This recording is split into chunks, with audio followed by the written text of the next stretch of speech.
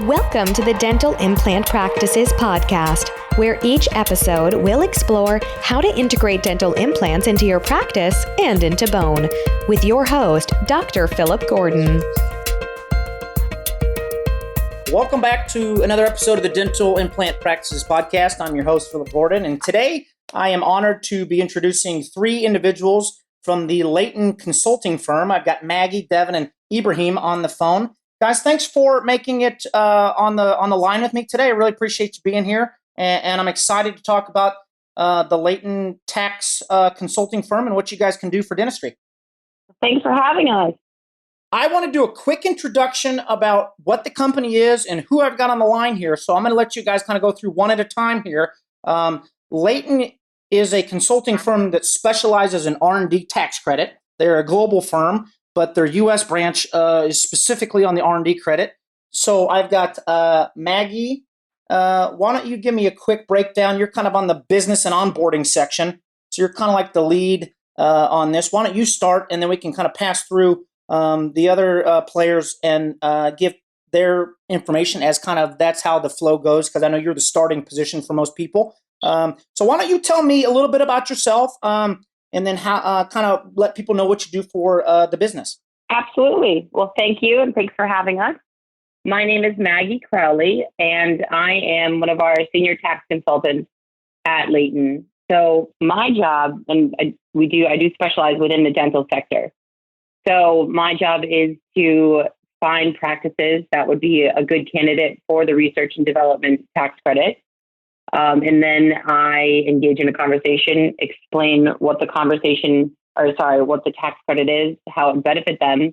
And then if a practice is interested in moving forward, we then introduce them to the rest of the Leyton team, which would be someone from our financial side and someone from our technical side, which is a perfect segue into introducing Devin.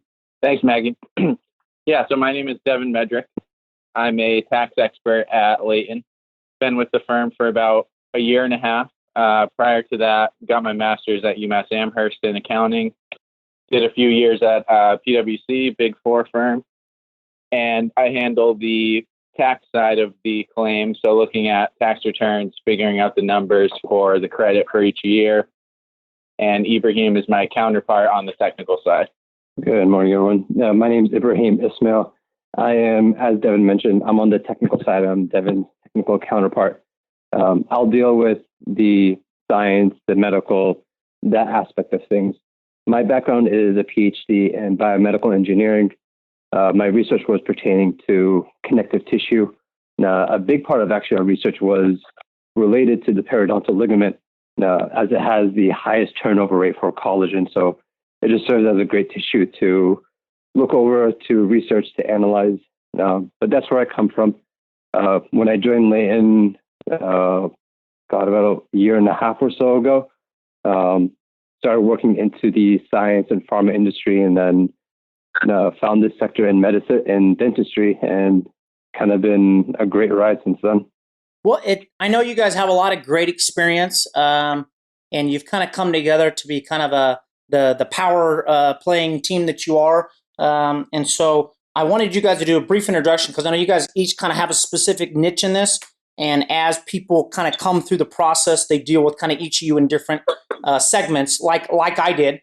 So we will get into my specific experience with your group and how awesome that was. But first, I want to start off with a lot of people don't know that listen to the show are dentists. We know a lot about dentistry, maybe not a lot about taxes, and maybe some know more about others. This was a new thing for me. I found out about it through a friend, and I want to do the same and share it with my friends. Let's really kind of break down, like you guys specialize in R&D tax credit. I would have never known what that was a month ago. I kind of do now, just in the fact that I know that it's going to give me money back in my pocket that I didn't have before. But Maggie, let's kind of start off with what is this R&D tax credit, and then maybe kind of how it applies to dentistry, because I think that's the awareness piece is the biggest part. Is after the awareness piece, it's like, yeah, let's do it. This is a slam dunk. But the biggest part is just getting people to even realize that, one, this exists, and two, there's people out there that can help with this. So let's start off with what it is and how it applies to dentistry, and in specifics, implant dentistry. Sure. You are totally correct. It's a rather niche tax credit, and most dental practices are not aware that they are eligible for it. So thank you for letting us be on here today to spread the word. The credit is called the Research and Development Tax Credit. And it has been in place since the 80s, but way back then it was really only utilized by larger Fortune 500 companies, big pharma. It was on a 2-year renewal basis. So it wasn't a sure bet. So it didn't make sense for a lot of companies to pursue it. But in 2015, as part of the PASS Act, which was passed in an effort to stimulate the economy, the R&D tax credit became a permanent part of the tax code. And it also made it a bit more business friendly, really inclusive. So it opened up the ability for a number of different type of industries to qualify for the credit. And the purpose of the credit is to reward U.S. businesses for incorporating new technology into their business or creating new technology, for improving for improving processes and techniques within their business, and also creating new processes and techniques within their business. So this is clearly a very broad definition. One of the things that has to be common throughout anything that you're doing within the business is that you have to be applying principles of the hard sciences, or it has to be technological in nature. So given that definition and given the underlying principle, dentistry is a really great fit. Most practices are trying to improve their processes, their techniques. They're trying out new things on a daily basis. And the credit will allow you to be rewarded for that. So some of the ways this is a pretty broad definition. Every practice is different. But some of the ways that we see practices benefiting are in 3 different areas. So first, it's the experimentation with different materials, sealants, adhesives, maybe trying out a new way to numb a patient. So if you are testing that out on different patients and then making a decision from there to perhaps incorporate that into your practice or not, you're going through a process of R&D to determine that. And the second way is incorporating new technology into your business. So many practices are going digital. They might be using the 3D cone beam scanner or maybe a 3D printer if you have an in-house lab. Or we've seen some aspects of telehealth now being incorporated into practices. And I think given the circumstance that we're in right now with COVID, we're going to see an uptick in that. And again, there's a reward, the tax credit to reward that. And then the additional way that we see practices qualifying is at the procedure level. So when you think about what you're doing for each patient when they come in and they need an implant or a crown, a bridge, a veneer, you have to create a custom product for them. No 2 patients are the same. Every patient there are different factors you need to consider, whether it's their age, their diet, their tissue makeup. And then there's also the more tangible aspect that you can't just, take a crown out of a jar and put it on someone's tooth. You have to manufacture a crown that fits their mouth perfectly. So, and Ibrahim will give a far more complex overview, but the procedure level will also qualify. So that's how the field of dentistry will qualify. What that actually means to you from a financial perspective is that it will offset your income tax liability. And if you've never claimed this before, which many practices have not, in fact, probably most, you can look back by a period of 3 years. So if you file on extension, you'd be able to look at 2016, 17, and 18, and you'll receive a check back from the IRS for those years. And then in the current year, this will offset your income tax liability, so freeing up cash. So now you'll have a surplus of cash that you can put back into your business or save for a future year. And there are some additional complexities depending on, are you profitable or not? Is your business growing? The tax credit can benefit you regardless. You can carry it forward. So even if you're not paying income tax, the credit you can still benefit from the credit. Yeah. So I think the thing there is like, as we went through my experience, I kind of had a startup practice and then it's grown into my full fledged practice. So there were some years where I was more profitable or less, depending if I was, putting more money into the practice or taking it out. But at the end of the day, it doesn't matter because it can either be kind of a tax credit that comes back as a refund if you've paid a bunch in taxes, or it can be a tax credit that can be carried forward to offset future income. So the point with that is it applies to dentistry, the procedures that we do. It applies if you're the business owner and paying yourself to some degree, and it can offset either previous taxes and give you money back, or kind of moving money forward. Either way is advantageous for the business. So from an ideal standpoint, this is about how can we maximize gains, how can we minimize taxes, and come out ahead as a business owner, given the rules that are set by the government. So I think that's a great breakdown. Should we talk about kind of how people go through the process? And then we can talk about my experience. So should we kind of start with the onboarding there, Maggie, and then move on to the technical experiences there? Yeah, absolutely. So we worked very hard to make the process as simple as possible. And a lot of what, our job as a niche consulting firm is to take on all that hard work for you guys and create a report and do the calculations. So you have to give us some data, and then you don't have to think about it. You can just reap the benefit. So the first thing that we do is, of course, execute our terms, go under NDA, make sure it's very clear what our final deliverable will be to our clients, which is the calculation, the draft document, which is the form 6765, and then a substantiating report that'll be authored by our dental team. And that report clearly lists out where the R&D is within your practice, why it qualifies for the research and development tax credit, and then of course it attaches the cost to it, the benefit that you're receiving back. So I do think it's important to note, because this always is a question that's asked, if there was to be an IRS audit, would Leyton support the client through that? And yes, of course we would. But our documentation is intended to be the first line of defense.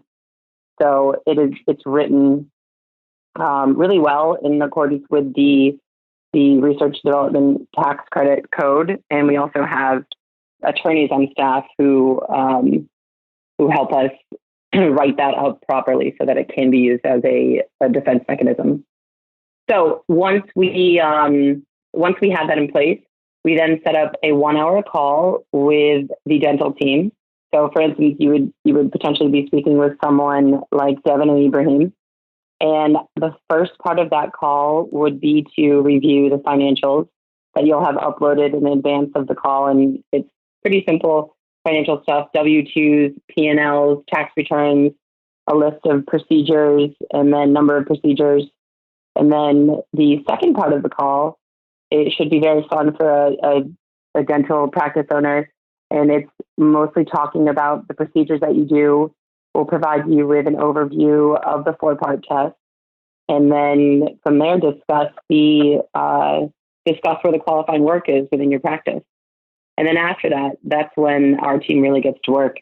We will begin reviewing the information that you have shared with us over the phone, and then there likely will be some email communication back and forth to get more information from you about the procedures, and potentially an additional phone call, but that really depends on practice size and work going on within the practice. But really, overall, it takes us about 1 month to complete our work. But what we need from a practice owner shouldn't be much more than 3 or 4 hours. Yeah, no, I think so let me jump in here just a moment, Maggie. Yeah, when I onboarded with you, we had the initial call, and you sent me over the contract. I reviewed it, signed that. Then I had a portal. I sent a word to my accountant. They sent me some papers. I dropped them in. I printed a report of procedures from my dental software, drugged that in, and that was all you needed. So, I mean, it's relatively, simple things to get the information. And then we were on the phone, and I went with Devin and Ibrahim on that call. And this may be a good spot for them, because it was like, okay, after that, it's like, we just talk about my practice. You guys ask questions and I tell you, yes, I do this. No, I don't do that. I do these kind of procedures. Obviously you've got the numbers of how many I do in front of you. And, I did that call over, the Corona lockdown at home. I think I was holding my kids, so it wasn't like I was, digging through paperwork, and I think I was drinking coffee and holding a baby and talking to you guys at the same time. And so it was a really easy process to get going. Like you said, you guys do all the work. It's I just need to get you, a handful of papers, and then let's kind of go into, what that call is and why it's important, and then what your technical team does with that, because Devin and Ibrahim are super smart and technical, detailed guys, and what it is. Let's talk about what we're going through about those details and how you guys turn that into this information. So you guys might be able to pick it up from there, as far as you want to jump in, as far as what procedures are covered, how we kind of work through those, and what that means. Yeah. So Ibrahim, I can start real quick. So my part on the financial end, basically, Maggie touched upon the fact that we like to, and we usually do, have almost all the tax documentation we need up front. So going into that initial call, I had an idea of, Bill, what your entity's taxable income was for each year, an idea of what taxes you were paying at the individual level from that flow-through income, what your W-2 payments were, 1099s, all that financial info, so we can really have a good idea up front of how this credit's going to benefit you and what your cash level of refund is going to be. So basically, my part is pretty easy on that initial call, given that we have that information. I explained the three cost categories that we can look at for the credit, being wages, contracting expenses, and supplies that we can qualify for the procedures that we're looking at.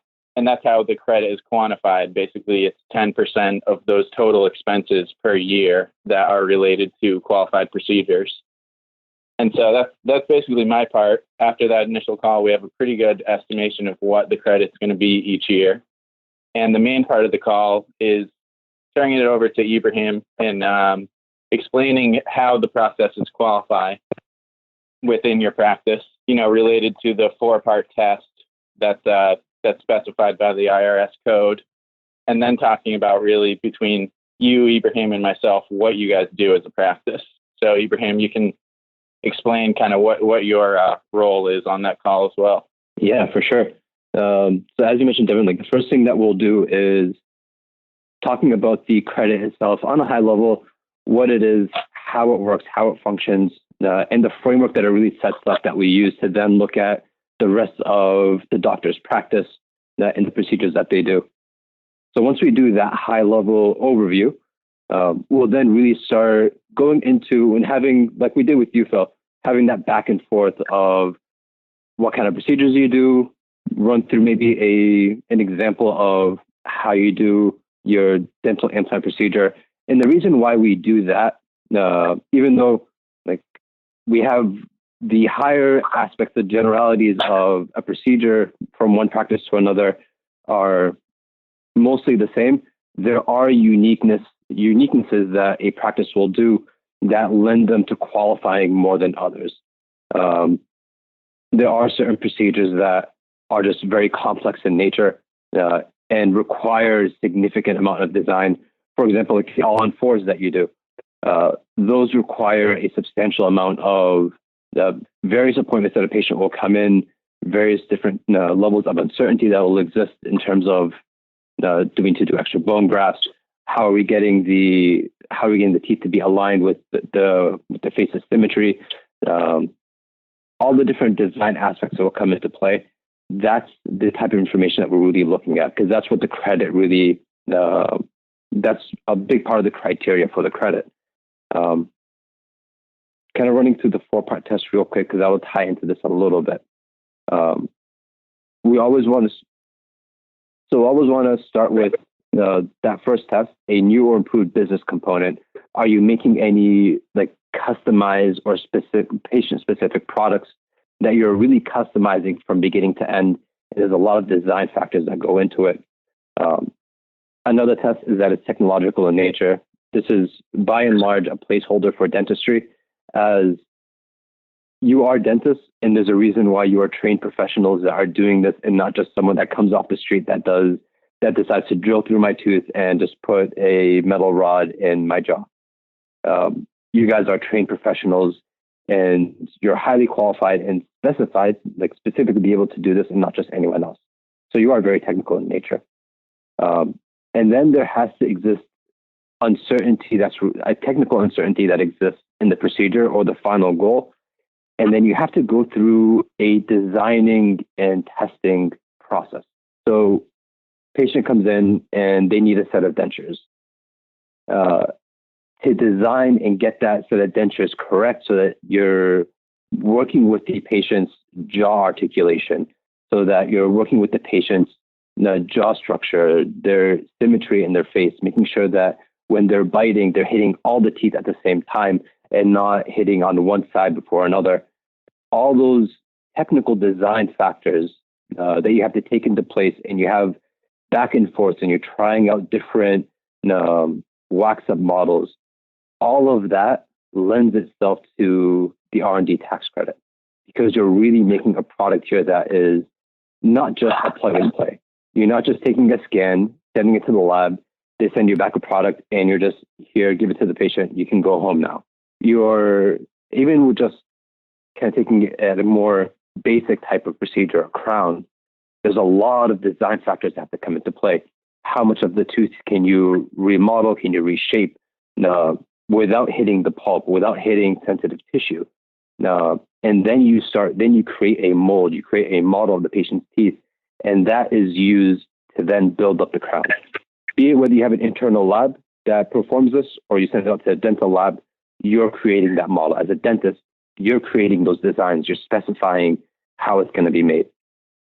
And then you are using iris language, evaluating that product, ensuring that it's the correct fit, it's going to work properly, it's going to achieve its goal, its meant goal. And that's really how we end up looking at the practice. And that is that goal of the questions that we ask. Now, because we've kind of done this quite a bit, we've really narrowed down the type of questions that we need to ask to a handful, and really making it so that we're not taking a lot of your time and really taking on most of the work on our end. I think that's important to note, because you guys do this for dentistry nonstop, and you understand a lot about it. It's not like you're just a typical accounting firm and you're saying, oh, here's the numbers, and I don't understand dentistry or the procedures. You guys are really niching in on this. And so you understand the process and protocols way better than, a lot of other places might. And so your ability to do this seamlessly is very advanced. And I think that's what the big deal is. It's like, well, why? One, it's like, well, why should somebody work with you? Well, it's like, well, one, because nobody else really knows how to do this. And two, it's also, they should work with you because you guys are very advanced in what you're doing. It's not like you have other sectors or industries you're working in. You guys are really involved on this field in particular. So I think that's important to note, because this is a very specific deal. And it does need to be, like you said, in a very specific manner, and you guys are equipped to do that.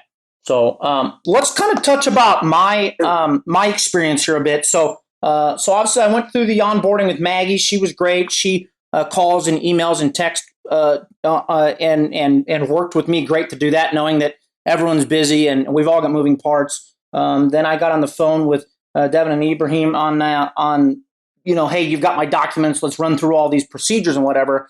Then you guys gave me, you did give me a spreadsheet to fill in. As far as after that, it was like, okay, here's my consumables numbers. Here's my vendors I kind of worked with, and here's what some of my staff does and spends their time with. You guys put together some things, and then kind of on average, let's just talk about averages here. What kind of numbers are we looking at on average for dentists? Let's just say you're a single dentist practice owner and you're doing implants and crowns. What kind of averages can we expect as far as various tax credits are concerned? And then what do those numbers mean towards a bottom line? Like, but what does that mean when it's going to hit my bank account? Like, what does this mean, and or as far as credits moving forward? Yeah. So with a typical one doctor or dentist practice, we usually see about 300 to 500,000 in qualified expenses per year, being total of wages, supplies, and contractors that are integrally involved in the qualified procedures that we're talking about. So crowns, veneers, implants, stuff like that. Those consumables, lab work, and wages are basically kind of the big ones, right? Yeah, those are the big ones. So that's usually the amount of qualified expenses we see per year, and the credit is about, going on those numbers, 30 to 50,000 per year is about an average of what we see. If there are multiple specialty dentists in the practice, it could be upwards of 100,000 in credit per year. But basically, that credit number is what flows through to the individual owner's tax return. So if you have a $30,000 credit that is sourced from the business that goes to you as the practice's owner, that $30,000 can basically directly offset the taxes that you paid based on income from the business. So if you paid $50,000 in 2018 based on your taxable income, you have a $30,000 credit, you're going to get that $30,000 refund. And in retrospect, you only had to pay $20,000 in taxes. And basically, if, for instance, you're a startup practice and you haven't had any taxable income yet, that credit can carry forward on your individual tax return up to 20 years. So it's not going to go to waste if you fully don't utilize it this year. It can be carried forward for a significant amount of time. And usually we see that dental practices are pretty highly profitable. So it will likely be utilized in 2 to 3 years if you're a startup practice. That's kind of the averages of what we see. Yeah, so if you're an average practice and paying yourself, you're gonna be looking at those kind of averages. And I think everybody would like to look back and say, yeah, I would like $30,000 to $50,000 put in my bank account next month. And that's per year. So if you can go back 3 years, yeah, I would take a $150,000 check in my bank account, and that's not being taxed because it already was taxed. So it's coming straight to you as straight money after your fees, of course. And then so that's kind of a no-brainer, right? So Maggie, you probably got something to say about that, I'm sure. Yeah, I was just going to say that with some of we work with a lot of practices that are in a hyper growth mode. They are acquiring as many practices as they can, and this probably, especially right now, given the new landscape we have with COVID, this can be used as a carry forward. If you have it, can be used as a great tax strategy for future years.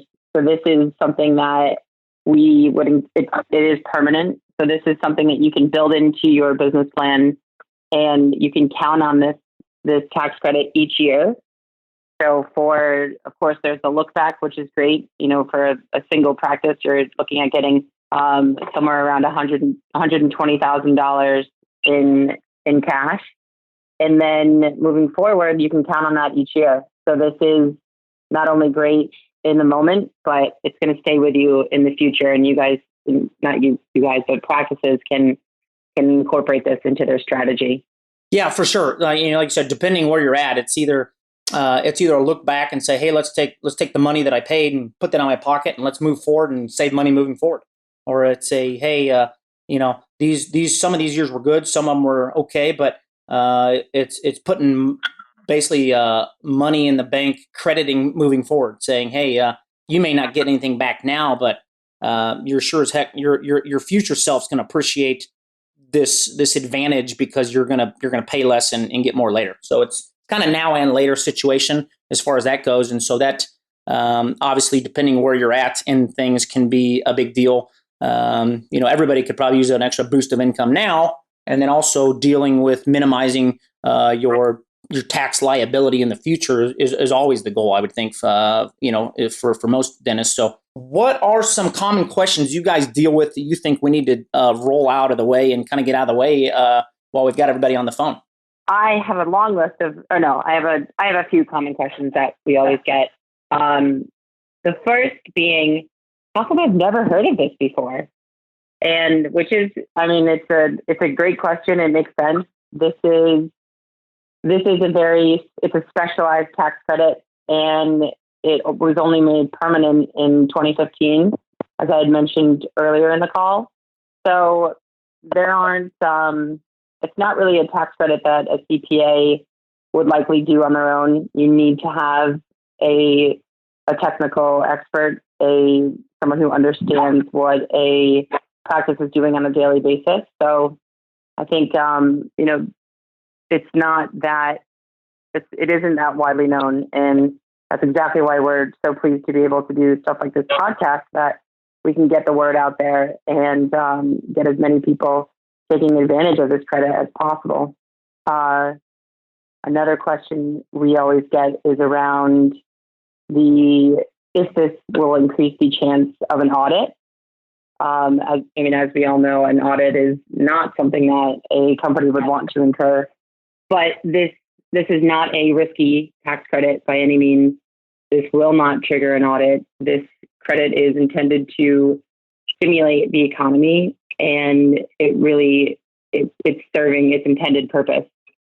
So we don't see this. This is definitely not risky. It is, it's meant to help businesses that maybe want to buy more technology or take a bit of a risk and experiment with a few things, but they maybe can't because they don't have that extra cash, and this supplies them with that. So in turn, the purpose is to slowly help businesses improve year after year by being able to supply either a great deal or a little bit of cash back into their business. Yeah, and I think those are things to look at. It's like, is this if this is too good to be true, how come I don't know about it? And I think there's just there's certain things that are very specific. So what other high end or high questions come up, guys? I would say one is just basically, how long is this going to take me? How much time do I need to put into this? And we've touched upon it a bit in this call. It's basically, the study is going to take us about a month to complete usually. And from the practice owner's end, it's going to entail about 5 hours total is what we see. So the main thing being 1 or 2 hour-long calls to get a full scope of practice. But then it's basically a call or two or a few email follow-ups to get some specifications. But it's not like it's going to take 40 hours to complete. The owners really don't need to invest that much time in this. So I think that's another common question we get, and we try to offload that time on your end as much as possible. Yeah, and so there's a question that popped. Yep, let's go with Ibrahim. What common questions do you see?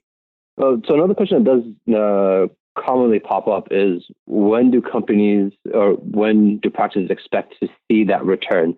So if they paid taxes in past years and they have credits for it, when will that check typically come in?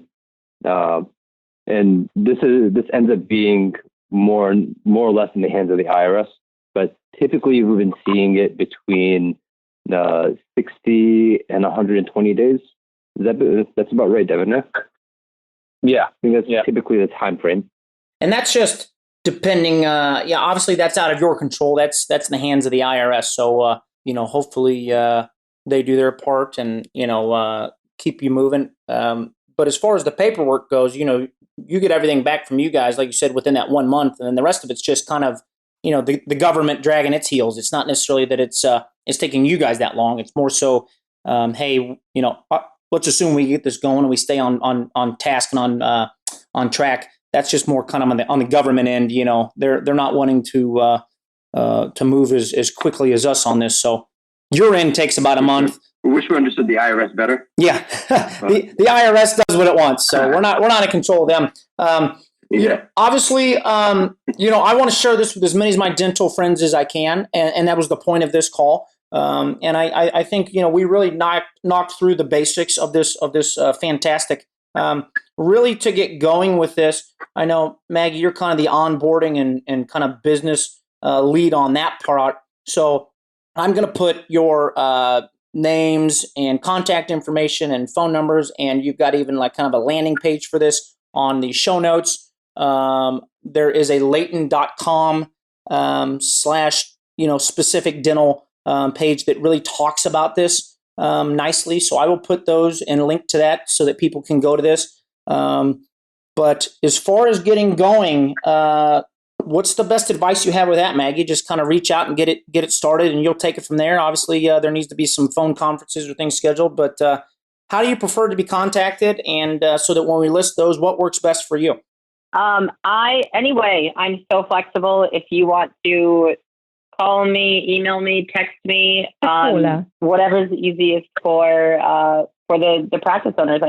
We understand how busy practice owners are, especially now as everybody's going back to work. So whatever's easiest. And also, I do just want to mention if there are practices that are thinking, I don't qualify, we don't do this and that, I think it's always worth a conversation, because we can work with pretty much every type of specialty within dentistry, and then also general dentists. So it's worth a conversation, and I'm always happy to have a chat. I love to talk.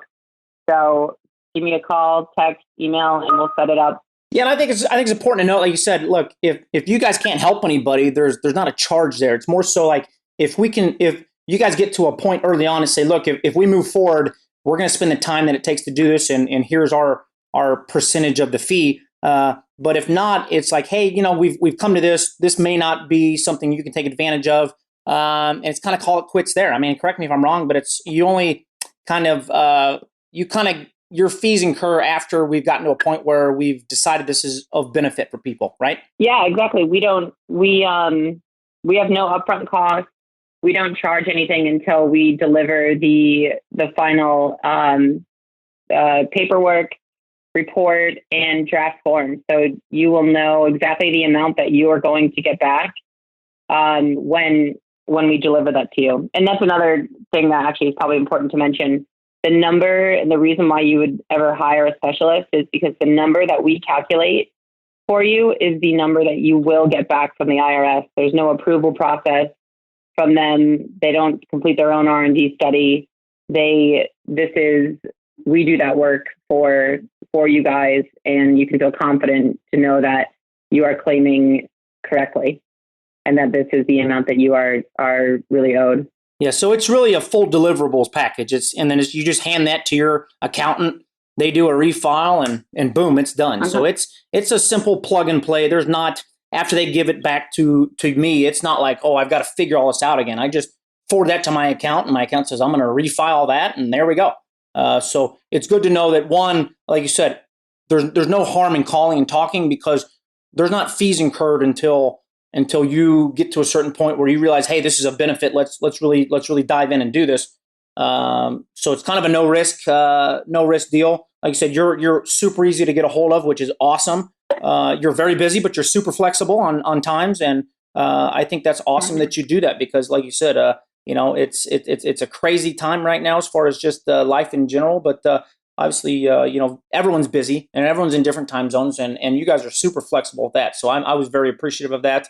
The onboarding process is easy. It's a portal. It's drag and drop the stuff in, and you guys do all the hard work. I just got to get you the info, and you guys take it from there. So from my end, user experience has been fantastic, and so I am kind of referring all my dental friends to you guys, and I've had nothing but great experiences from them as well. So I am happy to be able to share this info. I will be posting all of the contact information, the landing page, and resources on the site, the podcast site for this. So guys, I really appreciate your time today. It's been wonderful talking with you, and look forward to continued work in the future, and really appreciate what you're doing for our friends in dentistry. Thanks for having us. Thank you so much for having us. This was excellent. We appreciate it so much. Excellent. Look forward to continued future projects with you guys, and you guys have a great day. You too. Thank you. Thank you, Phil.